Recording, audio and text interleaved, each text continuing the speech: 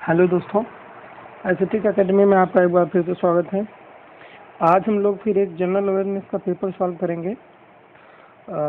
ये पेपर 3 जुलाई 2019 को आया हुआ था शिफ्ट 1 में। देखिए, इसके लिए मैंने आपको कट ऑफ दिया हुआ है 15 नंबर का। आपको 15 से ज़्यादा सही जवाब बताने होंगे, कम से कम। वैसे ये भी कम है, लेकिन फिर भी मैंने आपके लिए 15 रखा है अभी फ़िलहाल में। और देखिए, ये पेपर सॉल्व करने से हमें फ़ायदा क्या होता है? हमें ये फ़ायदा होता है कि हमें पता चलता है कि कितने क्वेश्चन किस पोर्शन से पूछता है, किस टॉपिक से पूछता है, आइडिया मिलता है और उसी के हिसाब से हम तैयारी कर सकते हैं, अपनी रणनीति बना सकते हैं। तो इसलिए बहुत ही ज़रूरी वीडियो है। इसको अगर आप एसएससी की तैयारी कर रहे हैं तो ज़रूर देखिए, चाहे वो सीएचएसएल हो, चाहे सीजीएल हो, चाहे एमटीएस हो, कोई भी परीक्षा हो, तो एक बार आप इस वीडियो को ज़रूर देखिएगा। हमारी एकेडमी के बारे में ज़्यादा जानकारी के लिए दिए गए नंबर पर कॉल कर सकते हैं, हमारी वेबसाइट पर जाकर के पता कर सकते हैं। अगर आप ऑनलाइन कोर्स करना चाहते हैं तब भी आप हमसे जुड़ सकते हैं। अब दिए गए नंबरों पर एक बार ज़रूर कॉल करिए। एक और सूचना, जैसे कुछ लोगों ने, कुछ स्टूडेंट्स ने ऐसा बोला कि उनको नोटिफिकेशन नहीं मिल रहा है। अगर जब वीडियो अपलोड होता है हमारा तो उनको नोटिफिकेशन नहीं जाता। अगर आपके साथ भी ऐसी समस्या आ रही है तो कुछ टेक्निकल प्रॉब्लम हो गई है। अगर आपके साथ ऐसी समस्या हो रही है तो एक बार आपसे रिक्वेस्ट है कि आप एक बार चैनल को अनसब्सक्राइब करके फिर से सब्सक्राइब करिए और बेल आइकन को प्रेस कर दीजिए।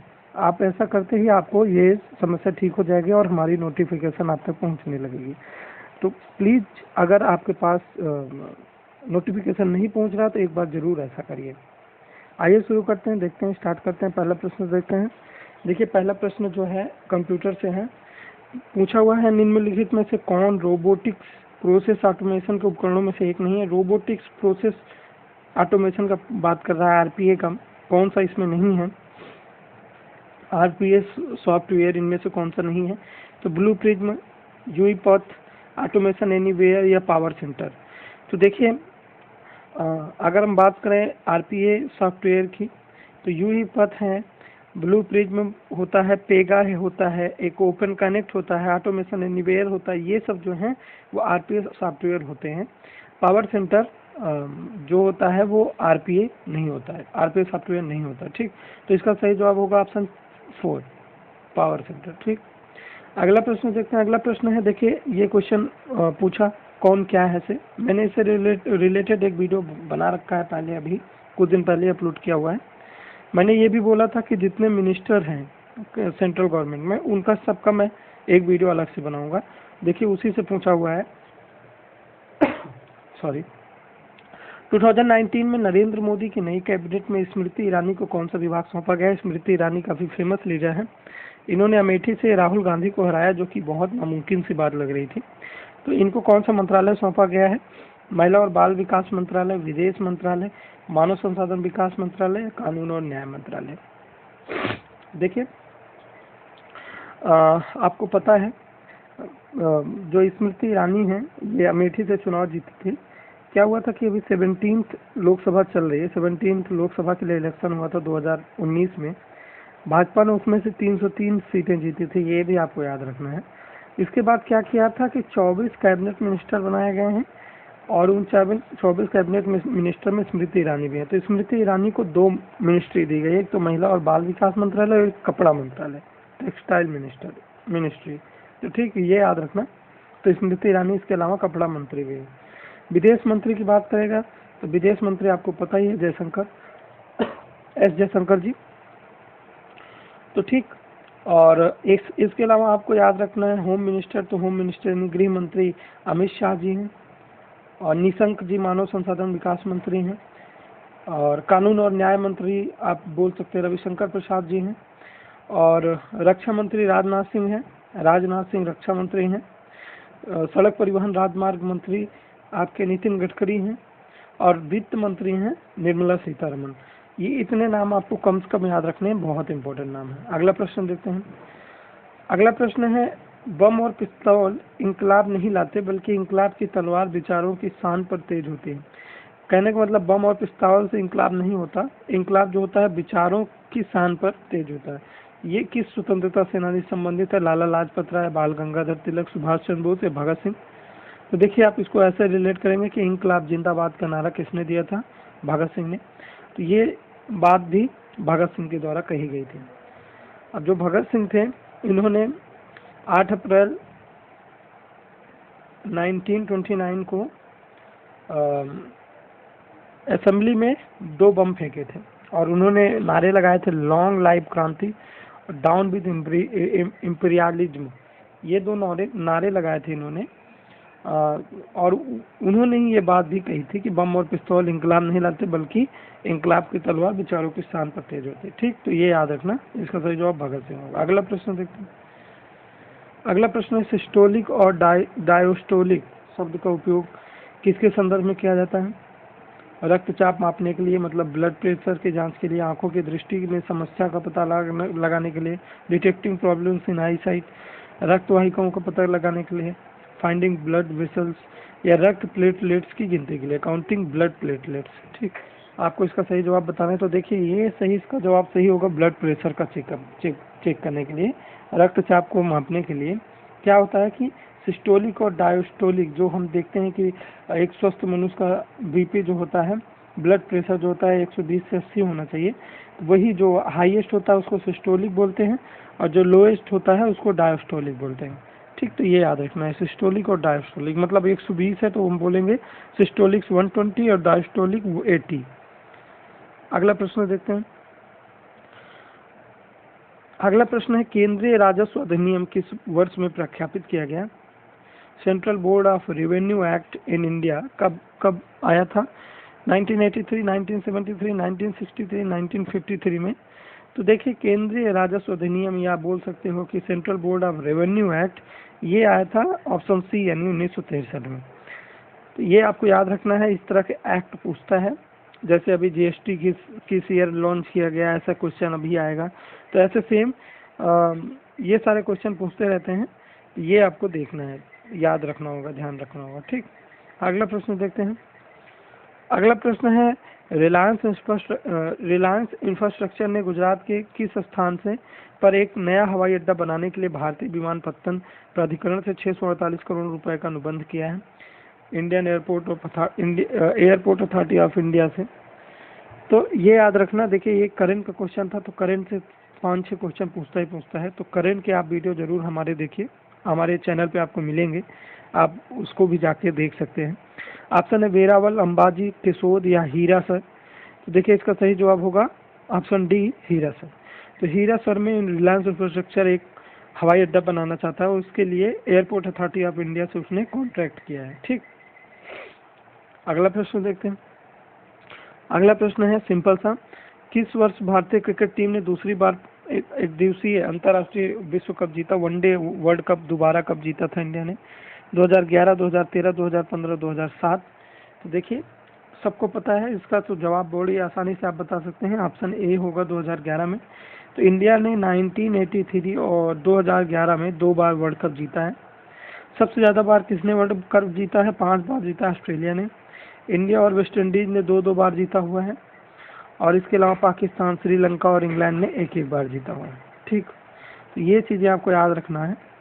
भारत वर्ल्ड कप की 3 बार मेजबानी कर चुका है और इंग्लैंड जो है वो 5 बार कर चुका है। ठीक, तो ये सारी बातें आपको याद रखनी है। अगला प्रश्न देखते हैं।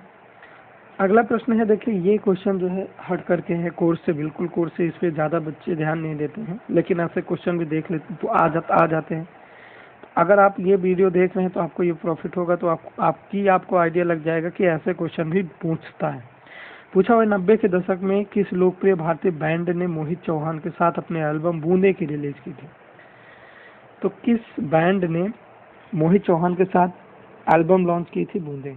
तो मतलब एक इंडियन बैंड था, तो मोहित चौहान के साथ बूंदे रिलीज की। तो अब उस बैंड का नाम आपको पता होना चाहिए। बैंड का नाम है last stories, silk route, pentagram या 13 AD। देखिए, इसका सही जवाब होगा ऑप्शन बी, सिल्क रूट। तो सिल्क रूट बैंड है, इसने मोहित चौहान के साथ 1998 में एक एल्बम रिलीज किया था, बूंदे। ठीक, तो ये याद रखना। अगला प्रश्न देखते हैं। अगला प्रश्न देखिए, आर्ट एंड कल्चर से पूछा, पंडित शिव कुमार शर्मा जो पद्म विभूषण है, किस उपकरण से जुड़े हुए हैं, यानी कौन सा इंस्ट्रूमेंट फॉलो करते हैं? बांसुरी, वायलिन, तबला या संतूर, ये आपको बताना है। तो देखिए, पंडित शिव कुमार शर्मा जो है वो संतूर बजाते हैं। तो याद रखना आपको, ऑप्शन डी सही होगा संतूर। तो ऐसे भी एक वीडियो मैं आपके लिए बनाऊंगा जो रिलेट करेंगे, आपको बताएंगे कि कौन से व्यक्ति किस इंस्ट्रूमेंट यूज करते हैं। और ये फेमस होता है, लगभग एक क्वेश्चन सब में पूछता है, या तो डांस पूछ लेगा, फोक डांस पूछ लेगा, क्लासिकल डांस पूछ लेगा, या किसी आर्टिस्ट का नाम पूछेगा किस फील्ड से जुड़े हुए हैं, तो ऐसा। अगला प्रश्न देखते हैं। अगला प्रश्न है, अप्रैल 2018 में संयुक्त राष्ट्र महासभा ने 3 जून को किस रूप में मनाने में घोषणा की, यानी किस दिवस के रूप में मनाएंगे? World automobile day, world water transport day, world motorcycle day, या world cycle day, bicycle day? इसका आपको जवाब बताना है। तो 3 जून को कौन सा दिवस मनाया जाता है? 2018 में इसका अनाउंस किया गया था कि मनाया जाएगा। तो इसका सही जवाब होगा ऑप्शन डी, विश्व साइकिल दिवस। तो 3 जून को अब हम लोग विश्व साइकिल दिवस मनाते हैं, ठीक। जैसे 21 जून को योगा डे मनाते हैं, वैसे ही। अगला प्रश्न देखते हैं, कंप्यूटर से फिर से आया। क्लाउड कंप्यूटिंग के संबंध में पास का पूर्ण रूप क्या है? पास का फुल फॉर्म क्या होगा? Payment as a service, platform as a service, performance as a service, protocol as a service. तो देखिए, इसका क्लाउड कंप्यूटिंग में जो पास होता है उसका मीनिंग होता है प्लेटफॉर्म एज अ सर्विस। तो इसका ऑप्शन बी सही होगा, प्लेटफॉर्म एज अ सर्विस। अगला प्रश्न देखते हैं। अगला प्रश्न है, किसे मार्च 2019 में भारतीय क्रिकेट बोर्ड यानी बीसीसीआई का एथिक्स अधिकारी या एथिक्स ऑफिसर के रूप में नियुक्त किया गया है? नैतिक अधिकारी, यानी एक तरह से लोकपाल बोल सकते हैं आप, ओम्बुड्समैन। किसे अपॉइंट किया गया है? दिनेश कुमार वर्मा, डीके जैन, सुरेश बाबू, या मिलिंद खरार? तो देखिए, इसका सही जवाब होगा ऑप्शन बी, डीके जैन। जो डीके जैन है वो सुप्रीम कोर्ट के द्वारा अपॉइंट किए गए हैं बीसीसीआई के लोकपाल, और अब एथिक्स अधिकारी के रूप में भी काम करेंगे। और ये जो थे डीके जैन, वो 2006 से लेकर 13 तक सुप्रीम कोर्ट में जज भी रह चुके हैं, जस्टिस के रूप में इन्होंने काम किया हुआ है। तो ये याद रखना है, डीके जैन जो है एथिक्स अधिकारी हैं। ये भी वही क्वेश्चन है, कौन क्या है से रिलेटेड, ठीक। अगला क्वेश्चन देखते हैं। अगला क्वेश्चन है, सार्वजनिक क्षेत्र के बैंकों की अनर्जक परिसंपत्तियों पर एक विस्तृत रिपोर्ट देने के लिए किस समिति की नियुक्ति की गई है? देखिए, जिनको हिंदी समझने में दिक्कत होती है वो इंग्लिश देख सकते हैं, इसीलिए मैंने आपको दोनों लैंग्वेज में उपलब्ध कराया हुआ है, ताकि दोनों लोगों को दिक्कत न हो, हिंदी वालों को भी और इंग्लिश वालों को भी। ये आपको देखना है, ठीक। ऑप्शन है पनीर सेल्वम समिति, मालेगाम समिति, मंडल समिति, श्री कृष्णा समिति। तो देखिए, ये आपको बताना है बैंकों से रिलेटेड इनमें से कौन सी कमेटी है जो बैंकों से रिलेटेड है और बैंकों के एनपीओ से रिलेटेड है, एनपीए से। तो इसका सही जो होगा पनीर सेल्वम समिति, पनीर सेल्वम समिति या पनीर सेल्वम कमेटी। ये 1908 में इन्होंने अपनी रिपोर्ट दी थी और 1996 में बनाई गई थी। तो 1998 की कमेटी है। पूछता है कि ये किस से रिलेटेड है, जैसे अब इसमें सब्जेक्ट दे दिया कि इसकी कमेटी कौन सी थी, तो ऐसे ही पनीर सेल्वम कमेटी, ऐसे क्वेश्चन आपको मिलते हैं। अगला क्वेश्चन है बैंकिंग से। 1937 में चेन्नई में मुथैया चिदम्बरम चेट्टियार ने किस बैंक की स्थापना की? सीधे सीधे पूछना चाहता है कि ये ऐसे भी पूछ सकता था कि इस बैंक के फाउंडर कौन है, कब बैंक फाउंड हुआ था, ऐसा। तो लेकिन इसने बता दिया आपको पूरा का पूरा कि 1937 में बैंक बना था, चेन्नई में बना था, और उसके फाउंडर थे मुथैया चिदम्बरम चेट्टियार। तो वो बैंक कौन सी है आपको रिलेट करनी है कि मुथैया चिदम्बरम चेट्टियार इन चारों बैंकों में किसके फाउंडर हैं? तो इसका सही जवाब होगा option A, Indian overseas bank, ठीक, इंडियन ओवरसीज बैंक। अगला क्वेश्चन देखते हैं। अगला क्वेश्चन है, राज्य वित्तीय निगम अधिनियम किस वर्ष में पारित किया गया था? अधिनियम में राज्य वित्तीय निगमों की स्थापना का प्रावधान है। पूछ रहा है, स्टेट फाइनेंशियल कॉर्पोरेशन एक्ट कब पास हुआ था? स्टेट फाइनेंशियल कॉर्पोरेशन एक्ट किस ईयर में पास हुआ? 1951, 1947, 1972, 1983। तो देखिए, इसका सही जवाब होगा 1951। तो 1951 में 28 सितंबर 1951 को ये पास हुआ था, और अगर लागू की बात करेंगे तो लागू हुआ था 1 अगस्त 1952 से, एक साल बाद, ठीक। तो ये याद रखना है, ये 1951 में स्टार्ट हुआ, एक्ट पेश हुआ था। अगला क्वेश्चन है, करेंट का क्वेश्चन था कि किस खेल को नियंत्रित करने वाले विश्व निकाय ने ट्रिपल्स नामक एक नया गेम प्रारूप पेश किया है? मतलब ट्रिपल्स किस गेम ने स्टार्ट किया गया है? Triples format, badminton, squash, table tennis, tennis. देखिए अभी तक जैसे सिंगल और डबल होता था तो अब ट्रिपल्स होने लगा। एक किस इसमें चारों में कोई एक ही खेल है जिसने अभी ट्रिपल्स स्टार्ट किया, कौन सा खेल है आपको पता लगाना है। अब इसमें ट्रिपल्स में कम से कम एक खिलाड़ी महिला होगी, बाकी 2 पुरुष। ऐसा नहीं है, जरूरी नहीं कम से कम एक महिला हो, 2 महिला भी हो सकती है, 3 महिला भी हो सकती है। तो दोनों टीम में कम से कम एक महिला अनिवार्य होगी। 3 खिलाड़ी रहेंगे। तो ये किस खेल में चालू किया गया है? तो इसका सही जवाब होगा ऑप्शन है बैडमिंटन। तो बैडमिंटन वर्ल्ड फेडरेशन यानी BWF ने ये स्टार्ट किया है। अगला क्वेश्चन देखते हैं। अगला क्वेश्चन है किस नदी की शाखा बांग्लादेश में पद्मा के नाम से जानी जाती है? तो देखिए ऑप्शन है सिंधु, गंगा, झेलम, ब्रह्मपुत्रा। तो देखिए इसका पद्मा को हम जानते हैं बांग्लादेश में गंगा को, तो गंगा को पद्मा के नाम से जाना जाता है, उसकी शाखा को। जैसे आपको बंगाल में हुगली बोलते हैं, तो वैसे ही इसको बांग्लादेश में पद्मा बोलते हैं। और इसका शुरुआत में गंगा को भागीरथी भी बोला जाता है। तो ये सारा याद रखना, बांग्लादेश में पद्मा किस नदी को बोला जाता है? गंगा को। तो ये क्वेश्चन कई बार पूछा जा चुका है, ठीक, याद रखना। अगला प्रश्न देखते हैं। पिंगली वेंकैया को किस कारण याद किया जाता है? हैदराबाद की आज़ादी में मदद की, गोवा की आज़ादी में मदद की, भारतीय राष्ट्रीय ध्वज को डिजाइन किया, राष्ट्रगान के लिए संगीत तैयार किया, म्यूजिक दिया था नेशनल एंथम को। तो देखिए पिंगली वेंकैया, ये मैंने आपको पहले भी ये क्वेश्चन आपके लिए आपको मैं दे चुका था जीके के जब वीडियो हम लोग देख रहे थे कि हमारे तिरंगे के डिजाइनर कौन है। और अगर आपने वो वीडियो देखा होगा तो आपको ये जवाब पता रहा होगा। तो इसीलिए मैं बोलता हूँ कि आप जरूर सारे वीडियो देखें, काफ़ी हेल्प मिलेगी। तो इसका सही जवाब होगा ऑप्शन सी, इन्होंने डिजाइन तैयार किया था तिरंगे की। अगला प्रश्न देखते हैं। अगला प्रश्न है जब किसी तरल पदार्थ पर दबाव डाला जाता है तो दबाव परिवर्तन बिना किसी नुकसान के द्रव के प्रत्येक भाग में हस्तांतरित होता है। निम्न में कौन सा नियम इस घटना की व्याख्या करता है? जब किसी लिक्विड में हम प्रेशर डालते हैं तो प्रेशर जो होता है बिना किसी लॉस के जो लिक्विड होता है उसके हर एक पार्ट में बढ़ जाता है, फैल जाता है, तो ट्रांसमिटेड हो जाता है। तो ये रूल किसका है? अब एक गाद्रो का रूल है, बर्नौली का, पास्कल का या हुक का, ये आपको बताना है। तो देखिए ये रूल होता है ऑप्शन सी, पास्कल का। और इस रूल को बताया किसने था? फ्रांस के वैज्ञानिक थे, फ्रांस के साइंटिस्ट थे ब्लाइस पास्कल। तो ब्लाइस पास्कल ने इस रूल को बताया था। तो ये याद रखना, पास्कल रूल है, ठीक। अगला प्रश्न देखते हैं।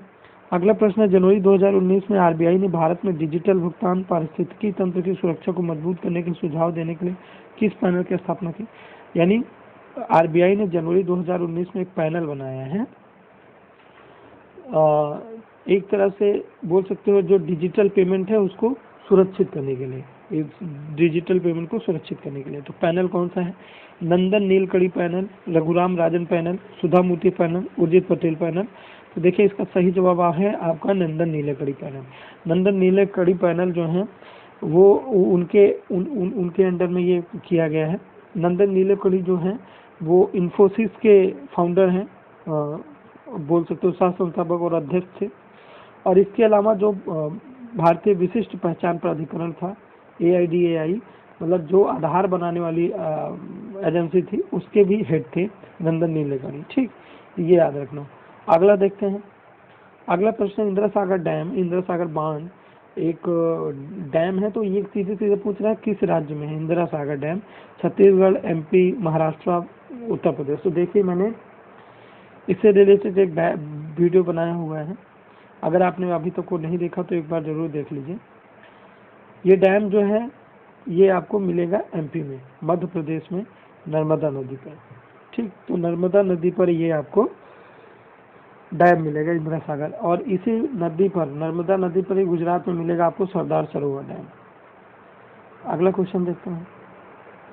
अगला क्वेश्चन है प्रतिष्ठित Marylebone cricket cricket club MCC के पहले गैर ब्रिटिश अध्यक्ष के रूप में नामित एशियाई क्रिकेटर कौन है? यानी जो MCC है, मैरिलबोन क्रिकेट क्लब, दुनिया का सबसे पुराना माना जाता है क्रिकेट क्लब, इंग्लैंड का है। इसका अभी एक अध्यक्ष अपॉइंट किया गया है, प्रेसिडेंट और वो पहला ऐसा प्रेसिडेंट है जो नॉन ब्रिटिश है, मतलब ब्रिटेन के बाहर का। तो वो कौन है? कुमार संकारा, सुनील गावस्कर, वसीम अकरम, महिला जवर्धन। देखिए ये करंट का क्वेश्चन है और इसको मैंने आपको क्लास में भी कराया हुआ था, जिन्होंने क्लास ली हुई उनको पता है। तो ये अक्टूबर 2019 में स्टार्ट करेंगे, अपना पोस्ट इन्होंने स्टार्ट किया था। तो ये कौन है? तो ये है श्रीलंका के बल्लेबाज कुमार संकारा। तो कुमार संकारा पहले व्यक्ति बने। ठीक, अगला प्रश्न देखते हैं। फूलों की घाटी राष्ट्रीय उद्यान कहाँ है? The valley of flowers national park कहाँ है? नेशनल पार्क मेघालय, जम्मू कश्मीर, हिमाचल प्रदेश या उत्तराखंड? इसको आपको जवाब देना है। तो ये आपको बता, वैली ऑफ फ्लावर जो है ये उत्तराखंड में है। साइलेंट वैली जो है वो केरला में है। ठीक, तो ये उत्तराखंड में है। अगला देखते हैं। शास्ताम कोट्टा झील किस स्टेट में मिलेगा? आपको शास्ताम कोट्टा लेक किस स्टेट में मिलेगा? कर्नाटका, केरला, तेलंगाना और तमिलनाडु। देखिए इस चीज आप गौर करिए, जो भी पूछ रहा है काफी डीपली पूछ रहा है। ऐसा नहीं कि हम मेन जो लेक हैं उनको जानते रहें तो काम चल जाएगा, नहीं, काफी छोटे छोटे, काफी मतलब डीपली क्वेश्चन पूछ रहा है। तो शास्ताम कोट्टा लेक पूछा। कोट्टा देखिए नाम से भी अगर हम रिलेट कर सकें तो साउथ इंडियन तो ऐसे चारों स्टेट हैं, लेकिन ये केरला, ये कोट्टा वर्ड जैसे ये सब केरला में ज़्यादा यूज होता है। इसका वैसे सही जवाब केरला भी है, केरला ही है। तो केरला है, इसको याद रखना। ये जो शास्ताम कोट्टा है ये जगह के नाम पे है। वहाँ पे एक मंदिर है, सस्था मंदिर, सस्था टेम्पल, तो उसी के नाम पे इस झील का नाम रखा गया है। अगला प्रश्न देखते हैं, आज का अंतिम 25वां प्रश्न है ये। डोलोमाइट किस धातु का अयस्क है? डोलोमाइट कैल्शियम, स्ट्रोंशियम, पोटेशियम या अल्मोनियम? इसका आपको जवाब देना है। डोलोमाइट जो है वो किसका ओर होता है? तो इसका सही जवाब आपको बताना है। तो देखिए डोलोमाइट जो है वो कैल्शियम का ओर होता है, कैल्शियम का अयस्क होता है। ठीक, तो ये याद रखना है, अयस्क से रिलेटेड पूछता है साइंस का क्वेश्चन। तो देखिए आज हमने 25 क्वेश्चन देखे। उम्मीद करते हैं आपको वीडियो पसंद आया होगा। आपने कितने सही किए कमेंट में ज़रूर बताइए। अगर आप नए हैं तो हमारे चैनल को ज़रूर सब्सक्राइब करिए, और अगर आपको वीडियो पसंद आए तो लाइक करिए, शेयर करिए। एक बार मैं फिर से आपसे रिक्वेस्ट करूंगा कि अगर आपके मोबाइल पे हमारा नोटिफिकेशन नहीं जाता है तो प्लीज़ एक बार चैनल को अनसब्सक्राइब करके तुरंत सब्सक्राइब कर दीजिएगा और बेल आइकन को प्रेस कर दीजिएगा। कुछ टेक्निकल प्रॉब्लम हुई है तो वो दूर हो जाएगा। चलिए फिर मिलते हैं अगले वीडियो में। जय हिंद।